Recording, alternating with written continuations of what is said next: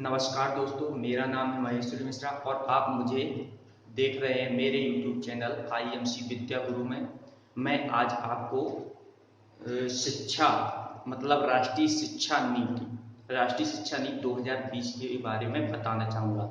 यदि आप छात्र हैं और या फिर किसी प्रकार से शिक्षा से जुड़े हुए हैं, आप शिक्षक भी हो सकते हैं और गार्जियन भी हो सकते हैं। इसके लिए आपको राष्ट्रीय शिक्षा नीति 2020 को जानना जरूरी है। आखिर हमें शिक्षा का ये पैटर्न बदलना क्यों पड़ा, इसके बारे में जानना बहुत जरूरी है। तो मैं इसे आपको एक ग्राफिक्स के जरिए समझाने की कोशिश करूंगा।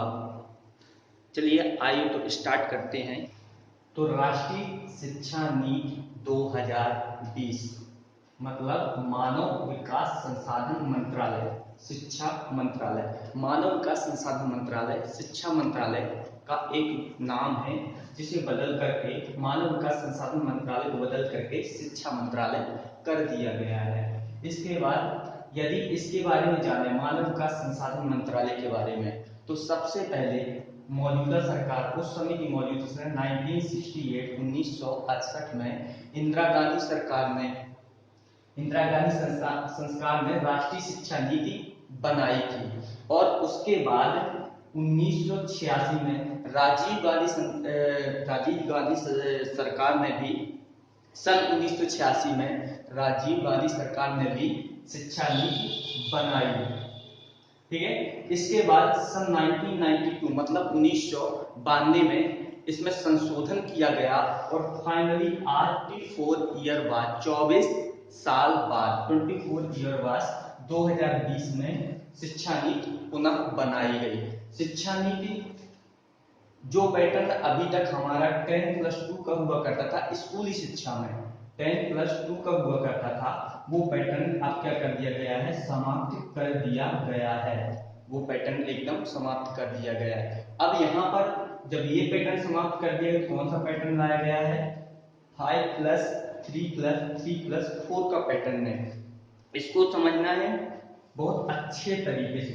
5+3+3+4 का पैटर्न क्या होगा, स्कूली शिक्षा में 5+3+3+4 का पैटर्न जैसे देखा जाए, सबसे पहली बात तो ये है कि स्कूली शिक्षा अब केवल मातृभाषा, क्षेत्रीय भाषा मतलब मदर टंग में होगी। मतलब हमारी मातृभाषा में ही हमारी ये स्कूली शिक्षा कंप्लीट होगी।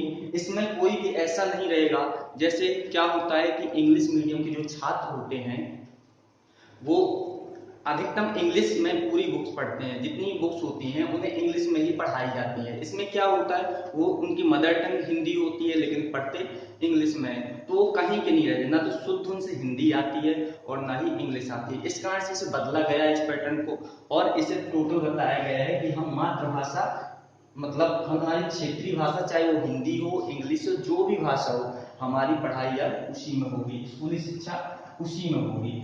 अब इसमें क्या है, और बात ये होती है इंग्लिश क्या है, इंग्लिश इसमें एक सब्जेक्ट के रूप में देखा जाएगा, केवल एक सब्जेक्ट होगा, सब्जेक्ट के रूप में हम पढ़ेंगे। नेक्स्ट अब इसको समझते हैं सबसे पहले इस पैटर्न को, 5+3+3+4 कौन सा पैटर्न होता है, इसे हम किस तरह से समझें। तो सबसे पहले ये 5 दिया हुआ है, मतलब प्रथम 5 ईयर की बात की जा रही है, प्रथम 5 ईयर की बात। तो प्रथम 5 ईयर में क्या है कि यहाँ पर प्लस मतलब जो 3 ईयर होते हैं शुरू के, मतलब बच्चा जब क्या लेता है, एडमिशन लेता है, जैसे 3 ईयर में होगा प्री प्राइमरी बोलेंगे, प्री प्राइमरी एजुकेशन के अंतर्गत तो उसमें क्या होगा कि स्टूडेंट नर्सरी, LKG, UKG यहाँ तक की जो होगी प्री प्राइमरी शिक्षा होगी। अब इसमें होगा क्या, इसमें सबसे पहले तो ये है, इसमें जो किताबों का बोझ होता है वो कम हो जाएगा, मतलब इसमें खेल कूद या फिर नॉर्मली बेसिक चीजों से उन्हें ज्ञान दिया जाएगा। अब उन्हें रट्टा मारने वाली दिक्कत उनकी खत्म हो जाएगी।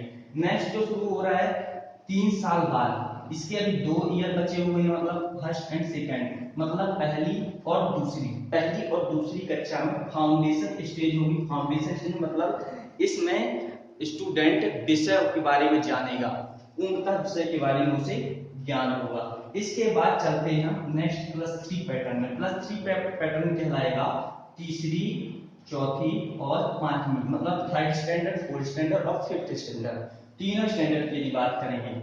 तो ये जो होगा इसमें यहां से जो है किताबी ज्ञान शुरू होगा। किताबी ज्ञान के साथ साथ इसमें क्या है, जब इसमें पहले ही फाउंडेशन स्टेज में इस सब्जेक्ट के बारे में जान लिया तो विस्तृत रूप से यहाँ पर जानने की कोशिश करेगा। इसके बाद ये प्राइमरी स्टेज होती है, प्राइमरी स्टेज होती है, ठीक है ना। तो प्राइमरी में आ गया। अब इसके बाद +3 जो दिया हुआ, +3 मतलब है 6 क्लास है, 6 7 8, 6 7 8 स्टैंडर्ड की बात करेंगे। 6 7 और 8 स्टैंडर्ड में क्या रहेगा, यहाँ पर 6 7 और 8 स्टैंडर्ड में वह अपने उन्हीं सब्जेक्ट को विस्तृत रूप से पढ़ने की कोशिश करेगा। और सबसे इंपॉर्टेंट बात तो ये है कि यहाँ पर उन्हें इसके साथ साथ, शिक्षा के साथ साथ अलग से कुछ भी कला मतलब आर्ट जिसमें रुचि होती है उसके लिए भी कोर्सेस होंगे जिसको वह कर सकता है। इससे होगा का फोकस ऑन स्किल। सबसे पहले छात्र क्या कर पाएगा, इस एजुकेशन के जरिए उसकी स्किल क्या होगी, डेवलपमेंट हो जाएगी। स्किल डेवलपमेंट होगी मतलब ज्ञान उसका विस्तृत होगा, ज्ञान बढ़ेगा, ठीक है ना। ये हो गई। फाइनली यहाँ तक रेडी हो जाएगा स्टूडेंट। इसके बाद क्या शुरू होगा, यहाँ से 9 10 11 और 12 इसकी बात करें। 9 10 11 और 12 तो 9 10 11 12 के बाद उसे सब्जेक्ट चुनने की क्या रहेगी, छूट रहेगी।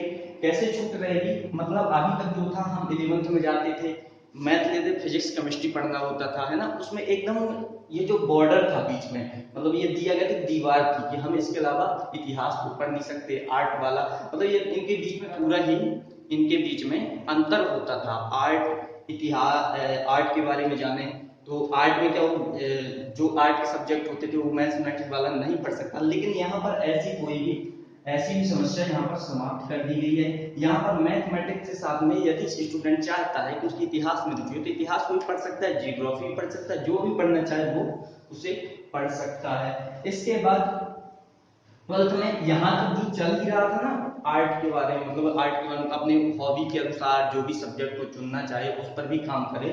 तो अब यहाँ तक बनने वाली जो उसकी मार्कशीट होगी, मतलब होगा सर्टिफिकेट होगा, वो टोटल डिपेंड होगा उसके सब्जेक्ट के साथ साथ इस पर भी, ठीक है ना। तो यहाँ पर जो एक कंपैरिजन होता है कि वो आर्ट का स्टूडेंट वो इसका स्टूडेंट है ना, तो इसके आधार पर रिजल्ट बनाया जाता है। ये कंपैरिजन एकदम क्या हो जाएगा, समाप्त हो जाएगा। इसके बाद लास्ट में देखिए 10वीं बोर्ड समाप्त होगा। सबसे बड़ी बात, 10वीं बोर्ड एकदम खत्म कर दिया जाएगा। इस पूरी शिक्षा में है क्या, सबसे बड़ी बात क्या है कि यहाँ पर फोकस ऑन स्किल, मतलब स्टूडेंट की स्किल डेवलपमेंट हुई बहुत अच्छी तरह से, मतलब उसकी शिक्षा के क्षेत्र में सर्वांगीण विकास होगा। और यदि यहाँ पर देखा जाए कि अभी क्या होता था, हमारे एमपी की शिक्षा तो और भी बेकार चल रही थी, लगातार बेकार होती जा रही थी। जब से 5th 8th बोर्ड हटाया गया है उसके बाद तो यहाँ की शिक्षा वैसे बेकार चल रही थी। फिर भी यदि इसमें देखा जाए तो जो अभी स्टूडेंट 12th में क्या होता था कि 12th 10th में क्या होता है कि जनवरी से बच्चे रटना शुरू कर देते हैं और फाइनल एग्जाम देने के बाद अच्छे नंबरों से पास हो जाते हैं। इससे क्या होता है, परसेंटेज तो बन जाती है लेकिन उनके जो नॉलेज है वो उतना ही रह जाता है, कम ही रह जाता है, उन्हें नॉलेज नहीं होता। और जब यहाँ से 6th स्टैंडर्ड से ही वो इस चीज में रुचि रख रहे हैं तो उनकी स्किल वैसी बढ़ती जाएगी और 12th होते होते वो पूर्णतः क्या हो जाएंगे, नॉलेजफुल, मतलब बहुत ज्यादा नॉलेजफुल हो जाए, मतलब उनकी शिक्षा क्या हो गई, बहुत ज्यादा पावरफुल हो जाएगी। इसके बाद और हाँ, इसमें मैंने ये तो बता ही दिया मातृभाषा मतलब मदर टंग में क्या होगी, शिक्षा होगी। इसके बाद अब चलते हैं हम सीधे कॉलेजी शिक्षा में, मतलब 12th पास होने के बाद स्टूडेंट क्या होता है, कॉलेज में एडमिशन लेता है, ठीक है ना। कॉलेज में जब एडमिशन हो तो अब कॉलेज में एडमिशन लेना इतना सरल नहीं होगा। किस तरह से, यदि किसी कॉलेज यूनिवर्सिटी में उसे एडमिशन लेना तो उसके लिए उसे एक एग्जाम मतलब कॉमन एंट्रेंस एग्जाम से गुजरना होगा। जैसे पहले कुछ स्टूडेंट का एडमिशन हो चुका है, कुछ का कम परसेंट के कारण नहीं हो पा रहा है, तो इस एग्जाम को देने के बाद जितने नंबर इसमें आएंगे उसके साथ उसको ऐड किया जाएगा, 12th के नंबर्स को ऐड करके, परसेंटेज को ऐड करके उन्हें कॉलेज में एडमिशन दिया जाएगा। इसके बाद शुरुआत होती है first year, second year, third year, final year. मैंने ग्राफिक्स में ये लिखा है certificate first year, second year में डिप्लोमा, थर्ड ईयर में डिग्री और फोर्थ ईयर में भी मैंने डिग्री डाला है। तो इसका मतलब ये होता है कि अभी क्या होता था, मेरे पास कोई फाइनेंशियल प्रॉब्लम हो या फिर कोई भी अदर प्रॉब्लम, मैं जॉब करने लगा, डिग्री करते करते मैंने एडमिशन लिया फर्स्ट ईयर में और उसके बाद एक क्या करने लगा, जॉब करने लगा। और जॉब करने के कारण क्या हुआ कि मेरा ये फर्स्ट ईयर बेकार हो गया, मुझे छोड़ना पड़ा और जॉब में जाना पड़ा, तब फिर फाइनेंशियल प्रॉब्लम मेरा ड्रॉप हो रहा है 1 ईयर, है ना। तो अब ये झंझट यहाँ पर क्या हो रही है, एकदम समाप्त हो रही है। क्यों? यदि हम एक ईयर में ही अपना डिग्री छोड़ देते हैं तो हमें वो वेस्ट नहीं जाएगा, उसका हमें क्या मिलेगा, सर्टिफिकेट मिलेगा। यदि सेकेंड ईयर मतलब 2 साल में हम छोड़ रहे हैं तो उसका हमें डिप्लोमा मिल जाएगा, ये भी वेस्ट नहीं जाएगा। और उसके साथ में थर्ड ईयर और फोर्थ ईयर, इसको इस तरह से मैंने कॉमन लिखा है डिग्री के रूप में, मतलब 3 ईयर की डिग्री या 4 ईयर की डिग्री। तो इसका मतलब ये एक डिग्री से रिसर्च से रिलेटेड है। रिसर्च मींस मतलब यदि वो कोई भी रिसर्च करना चाहता है तो उसे भी कर सकता है, मतलब इसके साथ में उसका चलता रहेगा, 4 ईयर तक वो डिग्री प्राप्त कर सकता है, 3 ईयर में दूसरी डिग्री मिल सकती है। इसके साथ इन कोर्सेज के साथ इसके अलावा और भी कोर्स कर सकते, जैसे डिप्लोमा हो गया, पीजीडीसी हो गया, डीएड हो गया, बीएड हो गया, इस तरह से बहुत सारे वो कोर्सेज कर सकता है यदि उसकी कैपेसिटी है तो कर सकता है, या फिर उन्हें बीच में रोककर इसको शुरू कर सकता है। तो उनकी जो पढ़ाई जैसे फर्स्ट ईयर में इसने रोक दिया था, फर्स्ट ईयर में इसे रोका गया और क्या किया गया कि फर्स्ट ईयर में इसे रोक करके सर्टिफिकेट मिलेगा, ठीक है ना। तो ये अब इसके लिए एक एकेडमिक, अब यहाँ पे मल्टीपल एंट्री एग्जिट सिस्टम, इसका मतलब क्या होता है, इसका मतलब ही यही होता है कि हम बीच में पढ़ाई को रोक करके पुनः उसी स्थान से यदि आगे पढ़ाई शुरू करना चाहें तो हम उसे शुरू कर सकते हैं। तो इसका मतलब यही होता है। इसके लिए क्या होगा, इसलिए एकेडमिक बैंक ऑफ क्रेडिट एक प्रकार से ये संस्था बनाई जाएगी, शिक्षा विभाग के द्वारा ये बनाई जाएगी, इस सब पर नजर रखेगी। और इसमें क्या होगा, जैसे फर्स्ट ईयर में स्टूडेंट ने जितनी परसेंटेज बनाई है उसे सर्टिफिकेट मिलने के बाद उसे वो परसेंटेज इस पर क्या कर दी जाएगी, ऐड कर दी जाएगी। मतलब ये उसी बैंक की तरह होगा जिस तरह से हम उस बैंक में क्या डाल देते हैं, अपने सेविंग अकाउंट में अपने पैसे डाल देते हैं और जरूरत पड़ने पर उसे निकाल लेते हैं। तो जब भी वो सेकेंड ईयर में जब एडमिशन ले, सेकेंड ईयर क्लास शुरू होगी, मतलब सेकेंड ईयर से वो अपनी पढ़ाई स्टार्ट करेगा और यहाँ से अपने परसेंटेज को उठाएगा और पुनः सेकेंड ईयर से पढ़ाई को स्टार्ट कर देगा। तो कितनी अच्छी शिक्षा नीति है, मतलब ये केवल प्रारूप के आधार पर है दोस्तों, इसको ज्यादा मतलब ये मत सोचिए, इसको अलग अलग लोग, मतलब बहुत से लोग इसको विभिन्न प्रकार से समझा रहे हैं। तो ये साधारण भाषा में मैंने इसे समझाया है, मुझे ये आपको समझाना चाहिए, सभी को इसकी जरूरत हो सकती है। अब यहाँ पर यदि देखा जाए कि इस पूरे ग्राफ में शिक्षा को बदलने का एक नजरिया सोचिए कि ये शिक्षा यदि ये शिक्षा का एक पैटर्न यदि बदला जाता है, यदि शिक्षा के पैटर्न को बदल दिया जाता है तो कितना अच्छा रहेगा। मतलब किसी भी देश का या किसी व्यक्ति का जो व्यक्तित्व विकास होता है शिक्षा के द्वारा ही होता है, ठीक है। तो इसे बदलने की जरूरत है और सरकार ने बहुत अच्छा ड्राफ्ट तैयार किया है।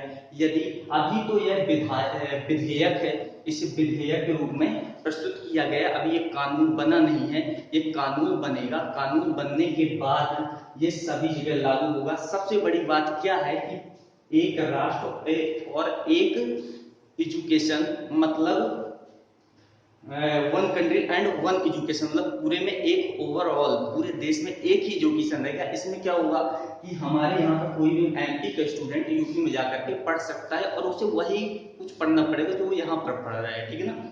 तो ओवरऑल ये सब ड्राफ्ट एकदम परफेक्ट है, जरूरी था इसको लाना, क्योंकि क्या होता है कि जो शिक्षा है, शिक्षा लगातार गिरती जा रही थी, मतलब किसी देश का विकास शिक्षा के बिना नहीं हो सकता और इसकी जरूरत है। इस पर देखा जाए, मतलब ये जो नेशनल एजुकेशन पॉलिसी है ये बहुत ही अच्छा ड्राफ्ट तैयार किया गया है। तो मैं तो इसका पूर्ण रूप से स्वागत करता हूं। आप भी मुझे कमेंट करके जरूर बताएं कि आपको ये पॉलिसी कितनी अच्छी लगी। इस पर यदि आप कुछ राय देना चाहते हैं तो मुझे राय दे सकते हैं। और मेरा आपसे एक निवेदन रहेगा, इस चैनल को ज़्यादा से ज़्यादा सब्सक्राइब करें, लाइक करें और शेयर करना बिल्कुल लगभग 5 स्टूडेंट्स को, मतलब 5 अपने संपर्क में रहे लोगों को इसको सब्सक्राइब करने के लिए जरूर बोलें। धन्यवाद। जय श्री राम।